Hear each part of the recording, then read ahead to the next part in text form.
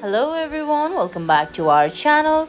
How to Guide. On today's video, I'm going to show you how to stop emails from Apple. It's very quick and easy, so let's get started. First of all, open your preferred web browser, then type in appleid.apple.com. Once you do that, go ahead and give your credentials, then sign in into your Apple account. Now on the top of the screen, you're gonna see three icons. Right below the search icon, you're gonna find a small drop down icon. Now you can see there are options like personal information, sign in and security, payment methods, family sharing, devices and privacy. Select privacy from there. Now you can see options like hide my emails, iCloud analytics and your data. Now finally there's messages from Apple option.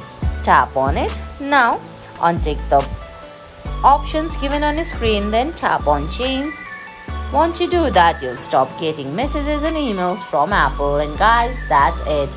I hope you found this video helpful. If you did, please give it a thumbs up, leave a comment, subscribe to our channel and hit that bell icon.